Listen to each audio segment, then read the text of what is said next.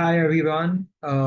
It's my pleasure to introduce two distinguished professionals in the music industry, Deborah Smith and Deepa Seshadri.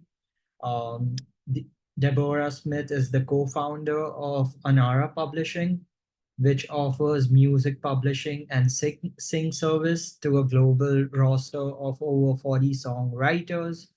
Um, she has expanded Anara into markets such as India, Nigeria, Latin America, securing sing deals with clients like Apple, Sony Television, Netflix, Hulu. Um, Deepa has a rich career in digital media and music, heading major audio projects in India for Universal Music and Fame Digital. Now with Horus Music and Anara Publishing in the UK, she focuses on expanding business opportunities in Asian territories, securing sing deals, building a roster, and forming new partnerships. Please join me in welcoming Deborah Smith and Deepa Seshadri for today's masterclass on how music publishing works. Hello, thanks. Hi, everyone. Awesome. Debs, if you want to start with the presentation, we'll just kick it off right ahead. And then we give you a breakdown of how music publishing works. There are a couple of different parts to it. And then we can also take questions right at the end if that's okay. You can just, I think, drop in your questions in the chat, and we'd be happy to answer anything for you. Okay, can everyone see my screen? Yep, all good. Yeah, perfect. Then at that point, then if at any stage it disappears, please just let me know in case we have any technical problems. So yeah, as Deepa mentioned, we're just going to walk you through some of the kind of like basics of music publishing right from the beginning, in case some of you aren't familiar with this topic at all. So I'm going to sort of cover the more administrative and copyright side of things, and Deepa's going to talk about the creative aspects of music publishing. So to kick off, so when a song is produced, there are two types of rights that are creative. One is the sound recording, which is the master rights, and the second one is the composition, which is the publishing rights. So the composition is the underlying lyrics, the melody, and essentially what you've written, whereas the sound recording is the physical recording of the music. So in publishing, we are only concerning ourselves with the composition rights, and we'll collect the royalties generated by the usage of that composition. And we will delve into exactly what those royalties are and how the revenue is split.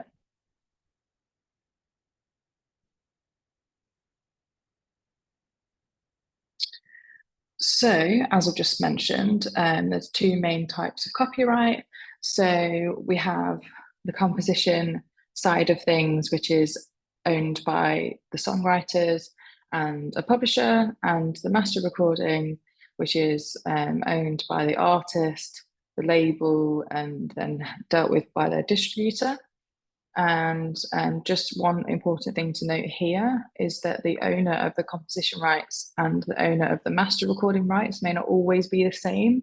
So you might write a song, but then you speak to another artist and they're the ones that actually perform and record it and release it. And similarly, you might just be an artist, but you have songwriters that you work with who write your songs. A good example of this is the song I Will Always Love You, which famously was released by Whitney Houston, but it was actually written by Dolly Parton. So they're the two different copyright owners there. Dolly Parton has the composition and Whitney Houston has the master recording and her label.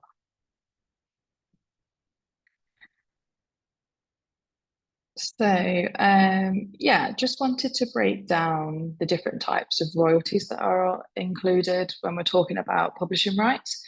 So your publisher will work to register your song and collect all of these royalties for you. So that is within the composition, there's three main types,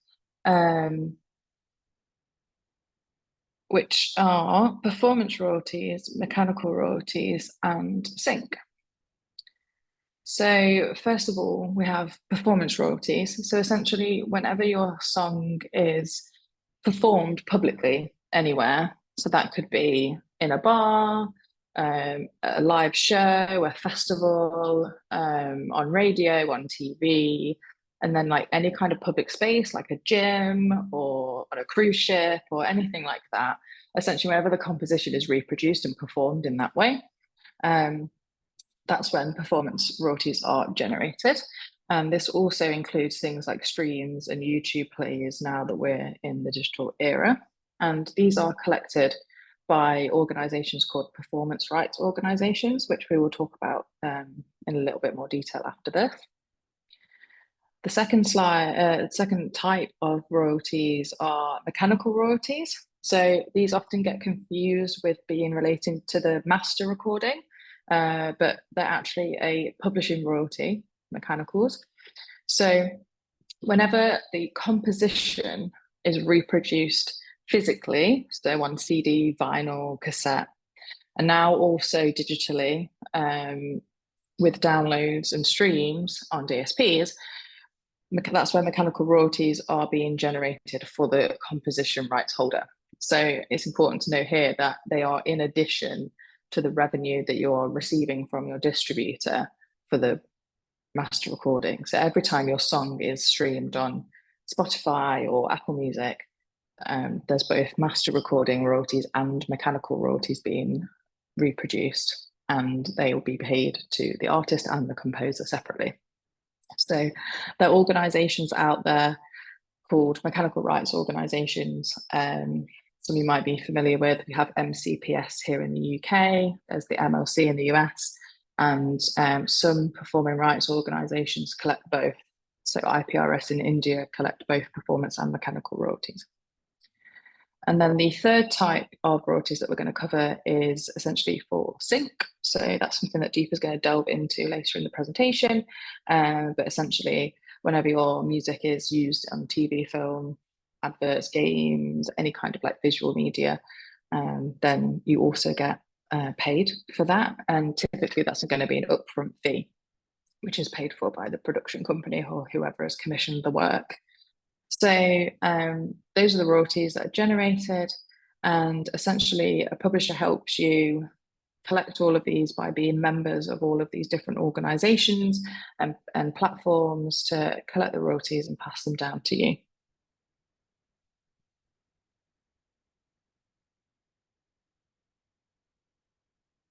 So yeah, just as I mentioned earlier with the mechanical royalties side of things, we thought it was important just to highlight that distribution and publishing royalties are two entirely separate things. So music distributors are responsible for collecting sound recording royalties whenever your recordings are played on download or streaming stores, things like Spotify, Amazon Music, JioSaavn, and all of those. And the publisher collects the royalties from the composition side of things every time that happens as well. So it's two different rights that are being exploited at the same time.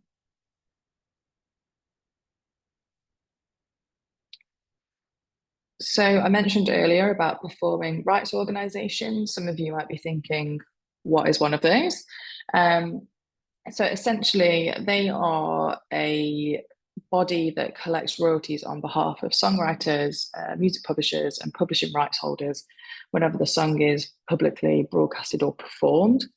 So in India, you have IPRS, who are the PRO, and they essentially have deals with all of the different vendors. So whether that's the radio broadcasters, TV networks, festivals, live venues, and other public spaces. They also have licenses with the DSPs and some like streaming video on demand platforms as well. So your Netflix and the like.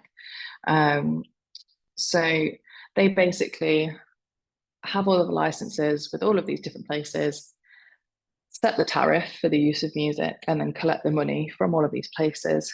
They then process that and pay it to publishers and songwriters for the works that are being used in all of those different areas. And we do that by registering the songs with the PRO. There's many different PROs across the world that you can register with. IPRS is obviously a good example for India, but there are over 200 collection societies, I think, across all of the different countries. And most of the time as a songwriter, you're going to want to affiliate yourself with a PRO, and doesn't necessarily have to join one in each country because they all have agreements with each other. So if you're a songwriter member of IPRS, they can help you collect royalties for the world. And now I'm going to pass you over to Deepa. Debs, we have one question on royalties. You want to take that now since we're on the topic? Yes. So there's a question from Anupam asking, what is the percentage of master royalty and mechanical royalty for streaming? So every platform is going to be slightly different in terms of the monetary value, but typically the composition rights are about 20% of the overall streaming royalty, and then the master recording gets 80% of it. But like I said, every platform has slightly different rules. Awesome. So yeah, I think we can move ahead for now, and then we can take questions at the end. So now that we've gone through what publishing rights are and, the difference between master and publishing rights, let's get into companies that actually represent those publishing rights on your behalf. And those are called music publishers. And let's see what they do with those rights. Debs, if you can go to the next page. Yes, so firstly, a music publisher does the following things. They do administration, royalty collection, artistic development, and monetization. So I'll just break up what exactly are those. When it comes to administration, it's basically registering all of your works with a PRO. As Debs mentioned, it's to prove that you're the owner of the song. So tomorrow there isn't someone else claiming royalties from your song, and the right owner is getting those royalties whenever the song is being played on the radio, TV, or even on streaming platforms, as Debs mentioned. So it's one of the first steps that a publisher takes to make sure that the songs are all registered with all of the rights splits. For example, you could have 3 different songwriters on a song, and it could be split evenly at 33.33%, or it could be one person has 25%, the other 2 have whatever the calculation would be. So there's no fixed number as to what the splits are. So we have to make sure that we register the tracks with the right split so that each of the authors gets the right money. The next bit is a royalty collection. So once they are registered and all of that, you start receiving money for it every time it's played. And this is something that a publisher will do for you. They will follow up with all of the PROs. They will follow up and make sure that we're getting those monies for you from wherever it's being streamed, downloaded, reproduced on any medium, so to speak. And the PROs also collect these royalties and disperse them out, but it is a publisher who will help coordinate the entire process and make sure that you're getting those monies. There are also a few places where you will need a publisher to access those royalties, and just having a PRO on your side may not really get you those royalties. There's also a way sometimes to collect royalties from not only from your upcoming music, like if you've released something 3 years ago, you could still maybe get paid some of those royalties. So you will have to work with a publisher to sort of have them on your side to collect those royalties. and push your music, push your registrations. The third bit is helping you creatively. So don't underestimate the power of a publisher, even through the creative process. It's not just that they're the business side of things, they will help you creatively where they can. So, a publisher has contacts that you can leverage while you're still in the process of creating a song. That could be something like other musicians, if you want like a feature on your song, or you want to collaborate with a certain producer, or even if you want like a label contact. Sometimes publishers can have all of these contacts for you and can help you providing those contacts. Some publishers like ourselves, like Anara, we also conduct songwriting camps, and these can also help artists make more connections and sharpen your songwriting skills. So you have to look at the different ways that a publisher will sort of work with you, and what is it that you're looking for when you're working with them. And of course, the fourth bit is monetization. So they will guide you through how to monetize your content and what are the best ways or what are the best opportunities out there for you. It could be sync licensing, which we'll talk about a little more in detail a little later. Or in India, something like creating soundtracks is also proven to be a popular way of monetizing your music and making money as a songwriter. So the essential difference between the two is that sync refers to a piece of music that's used in a visual. So it could be a film, it could be ad, game, TV series, whatever. But it's a license. So when we talk about sync licensing, it's usually like a non-exclusive license for a certain period of time where say a TV show has procured that license and they're playing a piece of music that you've produced. And this could be something that's already released. So it could be a song from an album that you released 3 years ago, 4 years ago, and they pay you an upfront fee for the license and they can use it in their show. Whereas when we talk about creating original soundtracks, OST, which is more popular in India, it's because creating soundtracks means that you're writing for a specific brief, like for a film or a TV series. And in India, that is something that's sort of preferred by a lot of the producers and directors here. But when you're creating something bespoke or to a brief, as we said, it's almost like a work for hire. And there are times when it becomes a buyout deal where it's not a license anymore. You're essentially just making music for them. You're getting paid for it, and then you relinquish your rights to it. But of course, in India, there is the rule that an author's rights cannot be taken away from him. So you will still get paid as an author no matter what through IPRS, through the PROs.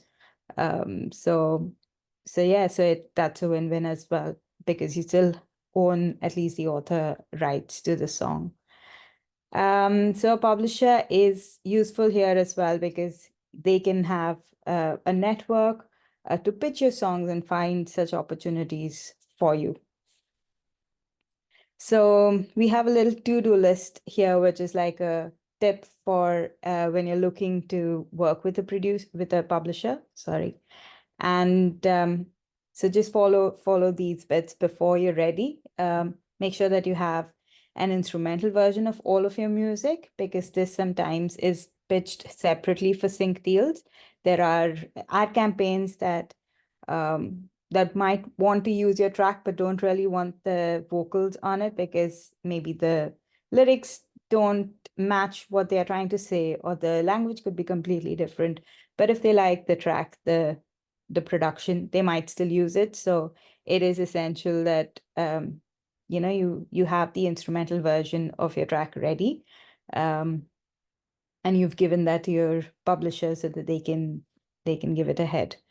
If you've written songs with a band member or any other writer, make sure you have your percentage split excuse me, make sure you have your percentage split ready and decided, because the worst thing that can happen is you've got a sync deal in place and you're sending your song out, it's live, it's on TV and all of that, and you're suddenly getting more royalties on it, or even the upfront fee that's come to you, and now you don't know how you're supposed to split it, and you've not decided whether you're going to get 50-50 with your co-writer, or suddenly they may want 80-20.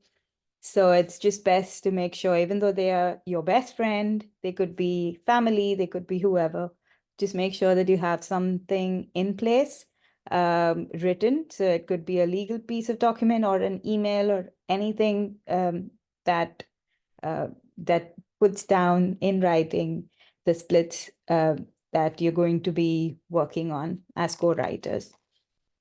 Of course, the third is join a PRO, because it is important to do so. It is the easiest way for your monies to flow directly to you. That's from your publishing royalties.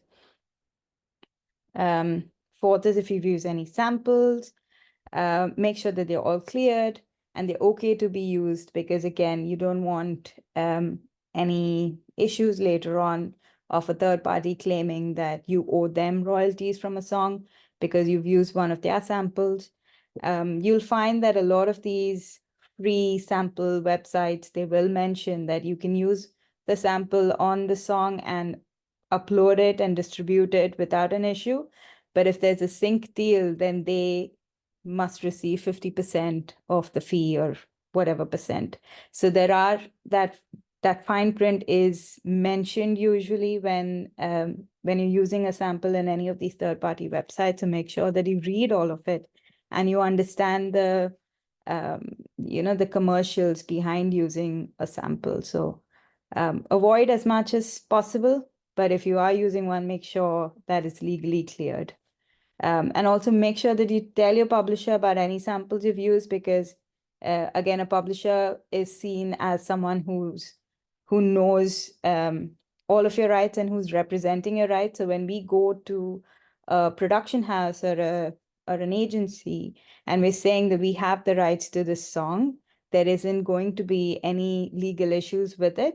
We're giving our word as well. So tomorrow, if there's any issues with the rights, it's not only the artist that's at fault, it's also the publisher. So make sure you're in communication with the publisher and telling them, where you've used samples or where there's a third party involved, where there's a co-writer, etc., just so that everything is clearly defined and the publisher then knows what they can pitch or how to pitch it. They can still pitch all of these songs. There just might be a different way to pitch it and present it. And lastly, metadata. Make sure that you have all of the metadata in place and you're providing this information to your publisher as well, in terms of the genre of the song, the mood, the description, similar artists that song could be fit for. It all comes in quite handy when you're pitching your music. Maybe also scenarios or events or celebrations that the song could be used for. This is all information that while creating the song, what you've had in your mind, and that just needs to be translated over to the publisher. Debs. Thank you. So now you know that everything that a publisher does. You know how it is that you need to be working with them. Let's see what you need to look for in a publisher, because of course there are a lot of options out there, but you need to choose the publisher that works for you, that understands your needs, and vice versa. So let's see. So network is very important, because you want to know what sort of people the publisher is connected with. And whether these connections are people that you want to be connected to as well. Do they have direct rapport with all of the PROs? Are they affiliated with them directly? Do they have production house contacts? Things like that, like whatever it is that you're looking for. And maybe if you're looking for more collaborations and co-writing sessions, Do they have other artists and labels that they can pair you with? So it's important to know what you're looking for first and then see if the publisher sort of matches that requirement. Next is territories. Of course, you want the publisher to be present in the territory that you want to focus on.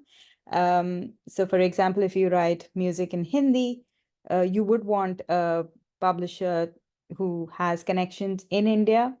Similarly, if you write in English, then you'd want someone who has access to the UK, US markets, because that's where most of the opportunities would be. So it really depends, again, on your music and your requirements, on the type of publisher that you should be working with. Genre, what music do they generally represent is something you can think about. For example, if they're representing only hip hop music and you come in with pop or jazz, they might not necessarily have those connections already. So you joining their roster might be, might be interesting for you, but you may not get the right or the relevant opportunities because they don't have those connections in these different genres. So do your research there. Also, what are their offerings? Are they only doing an admin service, or are they also finding you sync opportunities? Are they doing it all? And finally, fitting into their roster. So where are you going to be, if it's a big publisher, are you going to be like one in hundreds of thousands of artists? And are you okay with that? Do you still think that they'll get you all of the opportunities that you want? Or do you want someone who has a more hands-on approach? A smaller publisher might work better for you. So it's all just basically questions that you should be asking yourself before you sign that contract and go ahead with the publisher. And just make sure that when you are submitting your music to a publisher, most of them do have some sort of guidelines on their website. So do go through it and follow the procedures that they've laid out in case you want to work with them. So at Horus and Anara, we have two publishing offerings. So you'll see that even though the backend is the same, we do have different companies, and here's why, because we have two different focus for each of the company. Essentially, Horus Music Publishing is an admin service, and we focus on registering your music and collecting your royalties. It's also open for anyone and everyone who wants to join, as long as they own their publishing rights. Whereas Anara is a little more exclusive, where we represent a smaller roster of artists and we offer additional services. So not only do we collect your royalties and register your music, but we also offer the creative development that we spoke about, as well as monetization of your content. So that's we do pitch your music for sync and OST opportunities. But having said that, that's the main difference between Horus Music Publishing and Anara. But because the team is the same with both companies, there is some sort of cross-pollination that could still happen. For example, if a sync brief came into Anara and we thought that one of our Horus Music Publishing artists would fit that brief, we might consider that too. So there is some cross-pollination because the teams are the same. So we know who we're working with, we know what we're getting, we know the briefs, we know the artists. But the focus of both these companies are quite different. So we'd be looking at a different set of artists to be working with, from like different set of artists for each of the company. Debs. Thank you. So yeah, we've come to sync.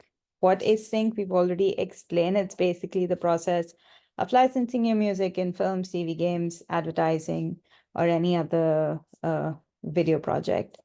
And a lot of songwriters currently in India especially are quite excited about the concept and the opportunities that are available.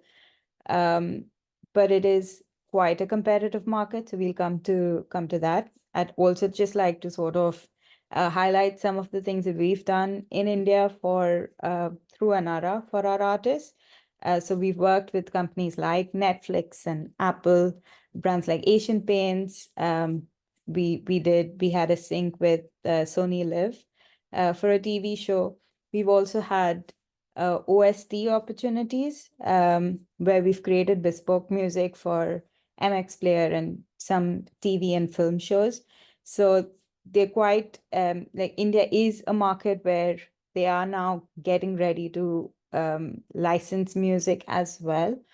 It's not as streamlined as it is in the West, but it's getting there slowly. We do have music supervisors now in India as well, which is great news.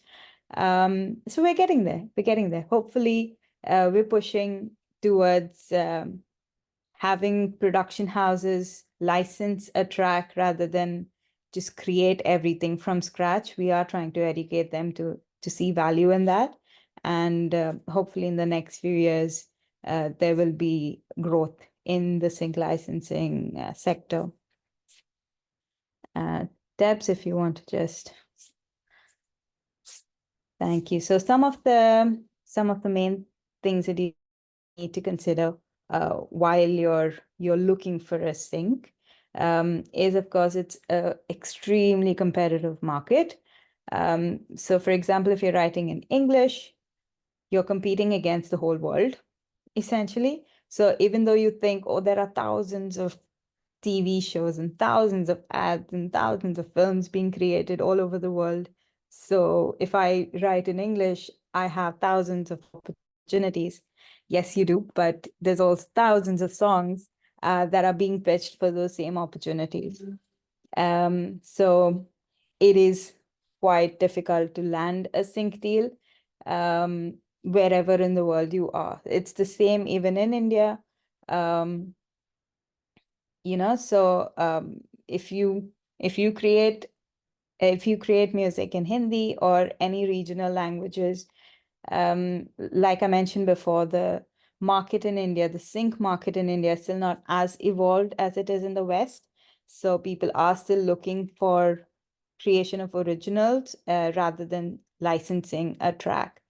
So there would still be a few pros and cons here and there, but essentially just keep trying, make music that you think works for you, works for people, like audiences that listen to or watch a certain type of ads and films and TV shows, and then try and pitch there that you think would resonate.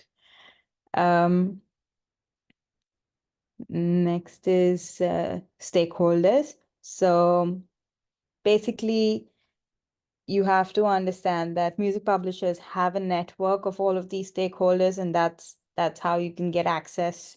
So it could be sync agents, it could be music supervisors, production houses, marketing agencies. If you want to do all of it yourself, you can reach out to all of these people directly, but it is you're gonna have to make that network of a lot of people. You need to put those resources together, or you can have a publisher do that for you, because that is a publisher's job to sort of build a network of these people that they can reach out to. So a publisher would do something like they would push your music, or they would also, if there's a brief that comes to them, then they would push a specific music. So it works both ways.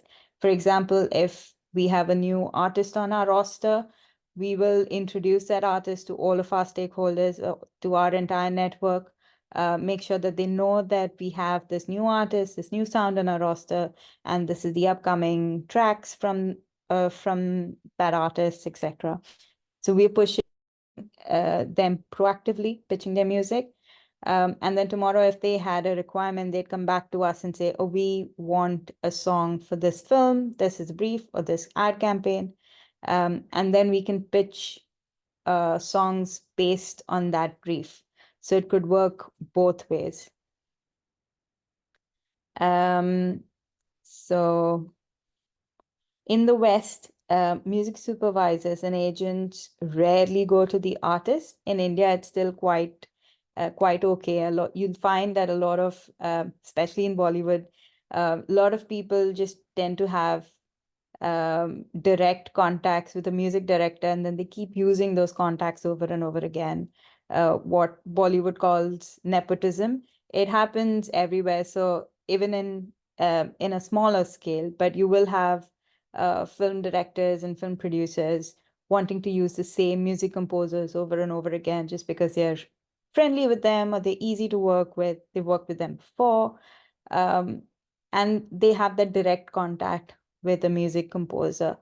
We have seen that a lot in India, but it is reducing now, and people are, of course, open to working with middlemen or working with new and fresh faces. So that's something that is opening up in India. In the West, of course, everything is quite streamlined. So you will find that a music supervisor is allotted for every TV show or every film. And then the music supervisor will contact a publisher, and the publisher will have access to all of the artists in the music. So it's not like the film producer is not directly going to a composer. There are steps in between, and that's how the process is in the West. In terms of timelines, in the West, especially like the UK, US markets, it's extremely time sensitive. So because they have all of these layers, a music supervisor, when they come to a publisher, they'll usually just have a turnaround time of 24 to 48 hours. When there's time difference, it could be even less. So we might get a brief for an ad campaign, and they might say, we want something by end of day today. And that's it. So you have that one shot and one opportunity to present songs, to pitch songs for that brief. So within that 24 hours, or, well, like I said, if there's a time difference, if it's a US brief and we've got it in the morning, we might not even have 24 hours. We might have a couple of hours to send it over to them. So at that point, it's quite important that when you're working with a publisher, you give as much of your content upfront to them so that they know what is available and what they can pitch. They're not waiting for you they're not able to send you a brief and ask you to create something. So you might be very quick at creating music, and a lot of people do tell me, oh, give me whatever brief and we'll create it for you, no issues.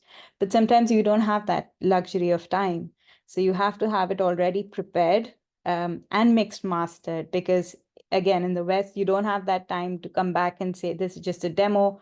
We'll mix and master it for you if you like it. It doesn't work that way. When they come to you, they're looking for a ready-made track, and you send it to them within hours. They might take 10 days to come back to you and say, yes, we want it, or more. But it's just a yes or no. There isn't much to and fro at that point. Whereas in India, it's quite different. Again, because we have more access to the clients directly. Over here, there aren't too many layers in between.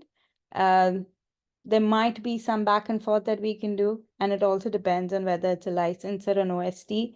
If it's an OST brief, then sometimes we usually ask for about a week to 2 weeks before we can present a demo to them. If it's pitching a license, a track that's already existing, we might still have a day or two to pitch to them. It is a little more flexible in India. So, but don't take that. That's not always the case. So don't take that as a standard.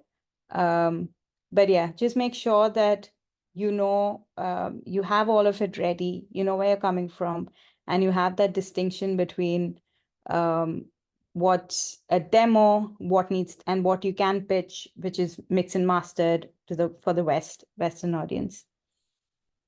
And a question that we get asked a lot basically is, should we write songs or, keeping sync in mind? And our answer has always been the same. it's a yes and a no, because yes, yes, you should keep songs or keep situations in mind that you think the song could work for when you're writing it. And it could have a feel of where the song could potentially be placed as well. So keep that at the back of your mind. But on the other hand, it's important that you write something that's authentic to yourself. Like, it's a very subjective matter at the end. Any song is, whether an audience is going to like it or not, is quite subjective. Also, it may not be as specific as the brand wants it. So you might think, I'm writing this song for a Diwali brand ad campaign, but now Diwali is such a big subject, you might have a few themes in mind that you write for, but what the brand comes out with could be completely different, and what they are looking for could be completely different. So it's quite difficult to get it on the point because everyone has a very different brief. But you can keep something generic in your head while you're writing, as long as at the end of the day, whatever comes out of it is something that you like, and you've not just written it for the sake of writing. You love the song, and you're willing to push it forward for, whatever, whether it's releasing it yourself or you want to save it for an OST deal. But it is something that you love yourself. That's the most important bit. And of course, when you're looking at any sync licensing deal or any deal, make sure that the paperwork is done, and you keep all of these points in mind. So the legalities of it would be the term. So how long are you giving the license out for? Where is it going to be used? So the territories that you're giving the license, the rights for, how much money you're going to get out of it, how much of it is in advance, how much of it is upfront, how are you going to divide all of this?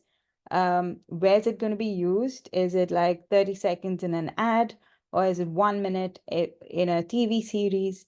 And exclusivity, so is it going to be exclusive for the brand to use forever or for 3 months, or non-exclusive, so you can still use it and pitch it to other brands? So you need to just make sure that you keep all of these few bits in mind while you're signing any sort of contract or negotiating any sort of deal for your music. I think that's it from me. I think I've spoken too much now.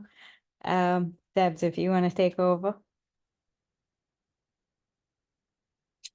Yeah, so we just very quickly just wanted to let you all know that we have recently launched our own dedicated music publishing platform, which is called My Music Publishing Zone. For any of you that are familiar with Horus Music's distribution services, you might have used their distribution zone app before. This essentially sits in the same sort of like home, and means where you can distribute and publish your songs all in one place.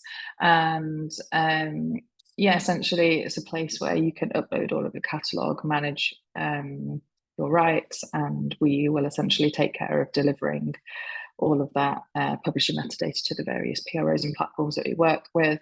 And it's used for both Horus Music Publishing and Anara Publishing. If you'd like to know more about the services, then please do get in touch. We'll put our email addresses up at the end, and we'd be happy to walk you through the app and how we can work together. So yeah, I think good time to hand over to some questions now. Yeah, we have a few questions that have already come in. I'll just read them out. So Chetan asks, can a label who has all the song rights apply for publishing?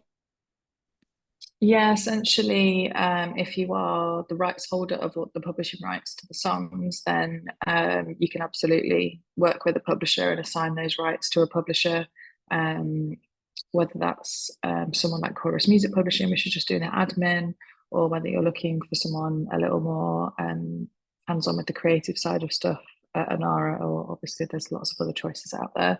But yeah, essentially what a publisher would need to know that you definitely have the rights to the composition. So they'd normally just need to see like a copy of the agreement that you have, that you hold all of those rights.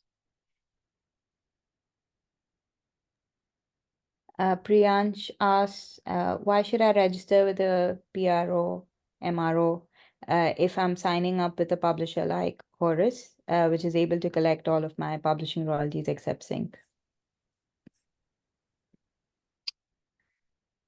Yeah, so essentially, whilst you can affiliate directly with a PRO yourself as a songwriter member,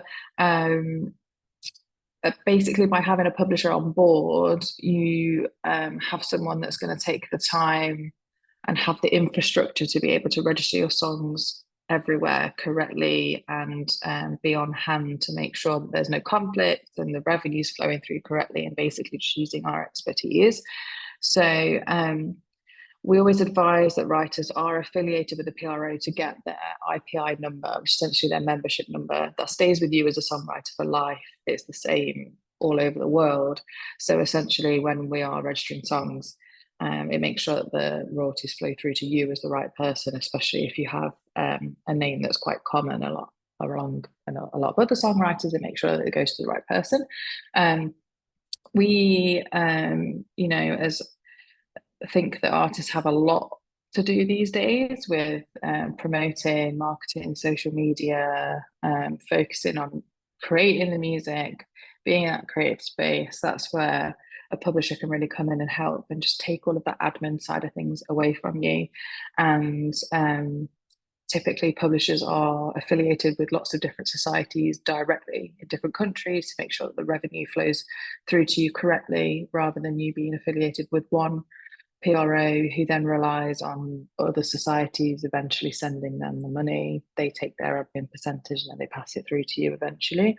So it can just be like a more efficient way to get your royalties. And in terms of mechanical rights, in some territories it costs money to affiliate with a mechanical rights society and a performance rights society. So if you work with a publisher, we already have those memberships and can claim 100% of your royalties for you. So yeah, I think there's like lots of ways that a publisher can add value.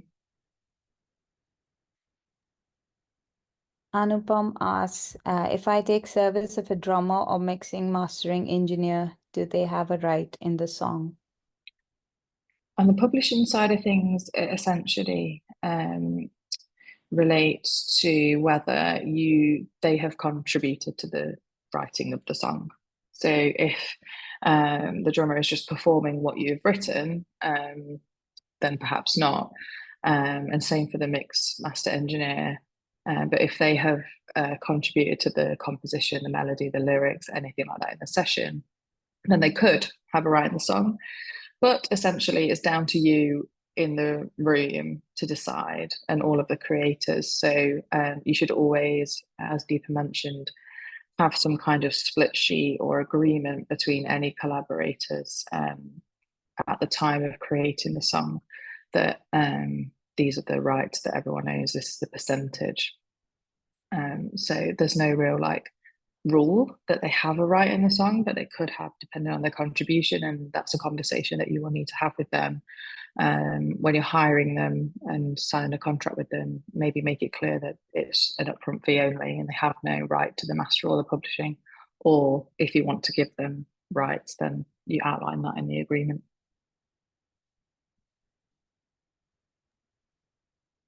Chris asks, streaming appeared in performance and mechanical royalties in one of the first slides, but downloads only in mechanicals. Can you please explain why streaming is in both?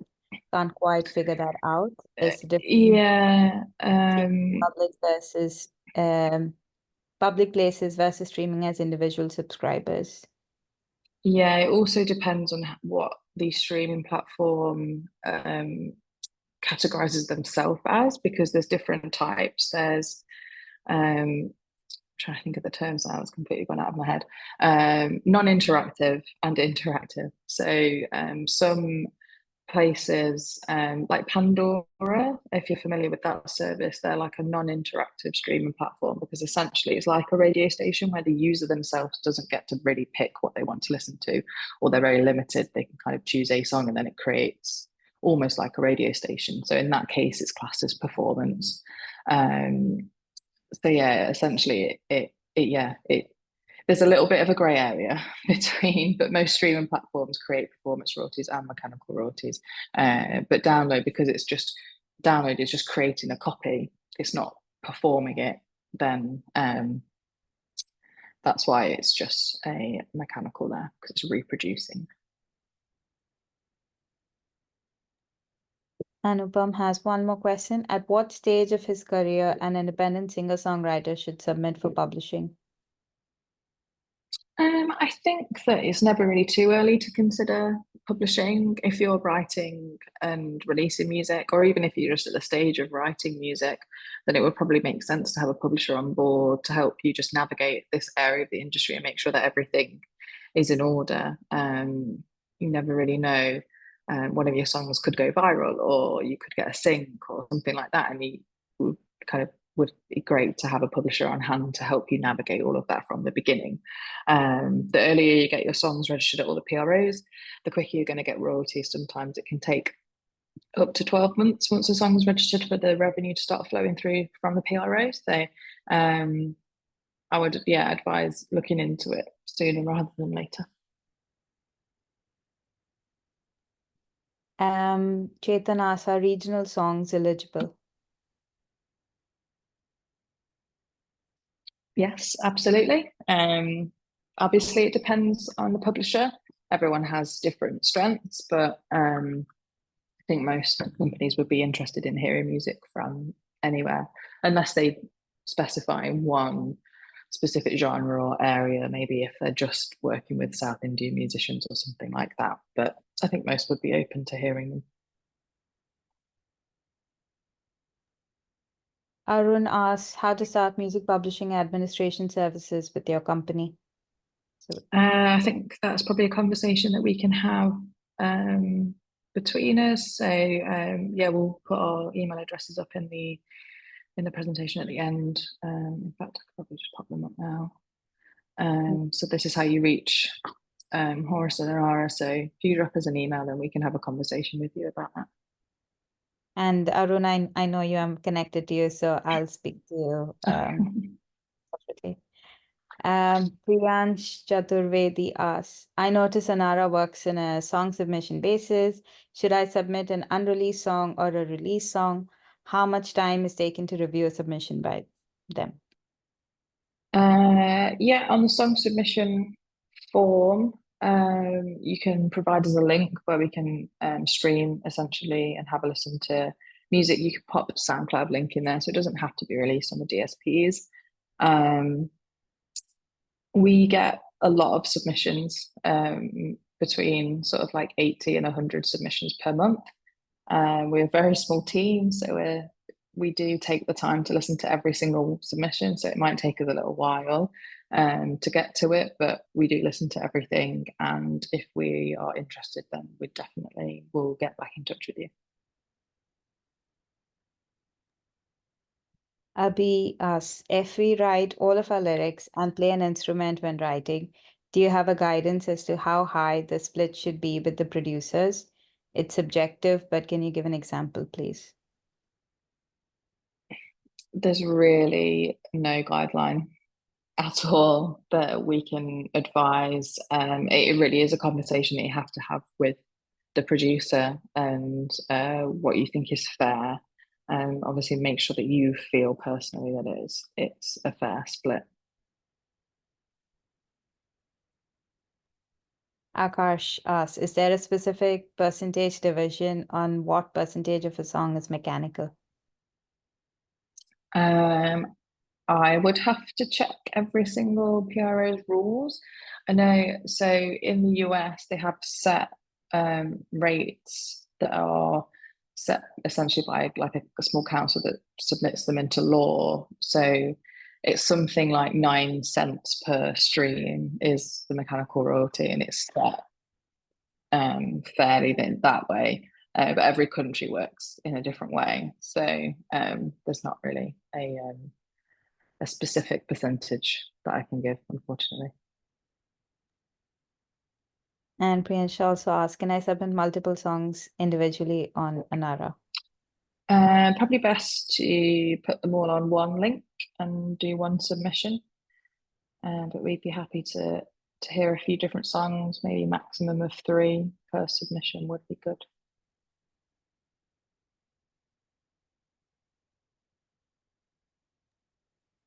That's all the questions. Is there anyone else? Oh, okay, one.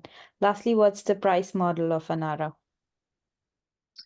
Yes, so there's 2 different pricing models for the 2 companies.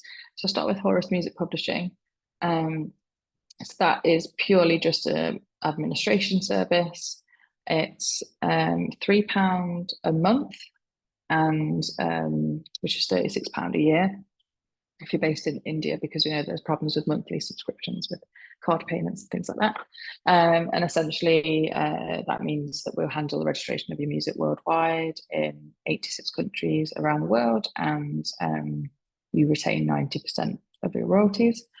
With Anara Publishing, we are, and also Horus Music Publishing is open to absolutely everyone. If you own publishing rights, anybody can sign up, and you can do so via our website. Anara Publishing is invite only. We have quite a small curated roster of artists that we love and want to work with, and so that's why we have the submission process through the website if you'd like to join the roster, and that's on a revenue share basis, so there's no upfront fee or anything to use Anara, but because we're doing all of the creative side of things as well as the admin, that's why we're a little bit more selective on the artists that we work with, and the revenue share would be discussed when we sort of have a conversation with you on an individual basis and go through the agreement process. I have most questions that have come up.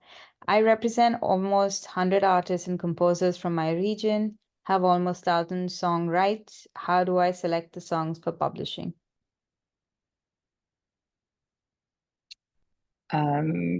Do you I suppose maybe it would make sense to have a conversation with you again in more detail so that we can understand a bit more about your company and the catalogue and what is possible. Chetan, if you can just write to us on publishing@horusmusic.global, that would be great. If you can also maybe send some of the catalog details that you have, some of the artists that you're working with, things like that, then we can take this conversation offline. Abhi, thanks. Abhi asks, can we sign the same song up to Horus and maybe Sound Exchange too for other jurisdictions? Yeah, so Sound Exchange is actually a rights organization for the master recording. So it's completely separate to what we do as a publisher. And they basically collect royalties every time your master recording is performed publicly in the US. So yeah, that's something completely separate to what we do as a publisher.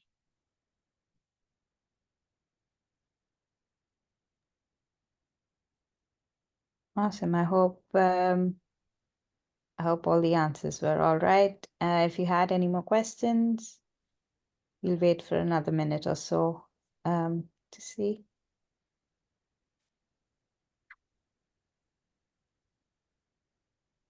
Thank you, Chris. So Chris says, thanks to us, really informative presentation, and I learned a lot about sync licensing. We'll need to check all of the small print regarding my drum sample libraries. Yes, please.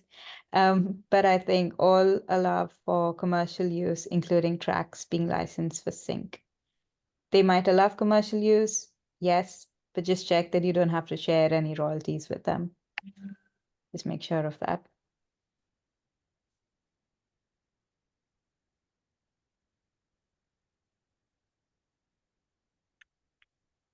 Awesome. I don't see any more questions coming in.